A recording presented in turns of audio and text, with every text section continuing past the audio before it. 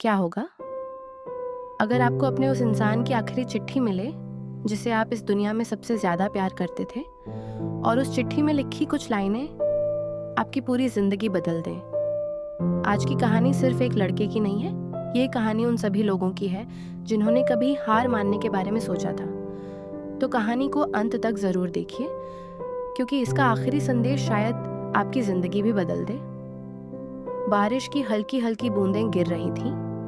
सड़क पर एक लड़का सिर झुकाए धीरे धीरे चल रहा था।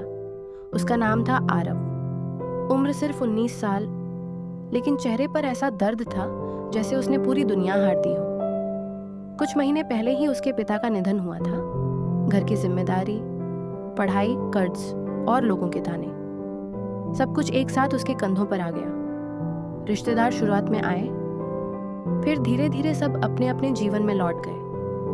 दोस्तों ने भी फोन करना बंद कर दिया। अब आरव के पास सिर्फ एक छोटा सा कमरा था और अपने पिता की एक पुरानी डायरी। हर रात वह डायरी खोलता, उसमें लिखी बातें पढ़ता और रोते रोते सो जाता।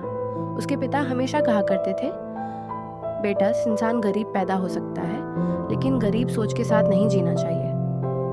उस समय आरव हंस देता था, लेकिन अब वही शब्द उसकी आंखों में आंसू बनकर उतरते थे। एक दिन मकान मालिक घर आया। उसने कहा, अगर 3 दिन में किराया नहीं दिया तो कमरा खाली कर देना।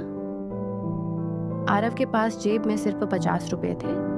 उस रात उसने बहुत कोशिश की, किसी से मदद मांगी, लेकिन हर जगह से सिर्फ एक ही जवाब मिला, अभी हमारे पास भी पैसे नहीं है। रात के 2 बजे वह अकेला बैठा था। उसने सोचा, अब जीने का क्या फायदा। उसकी नजर अलमारी पर गई। वहीं रखी थी उसके पिता की पुरानी डायरी। उसने उसे आखिरी बार खोलने का फैसला किया। जैसे ही डायरी खोली, उसमें से एक पुराना लिफाफा नीचे गिरा। उस पर लिखा था, मेरे बेटे के लिए। आरव के हाथ कांपने लगे। उसने धीरे धीरे लिफाफा खोला। अंदर एक चिट्ठी थी। उसने पढ़ना शुरू किया।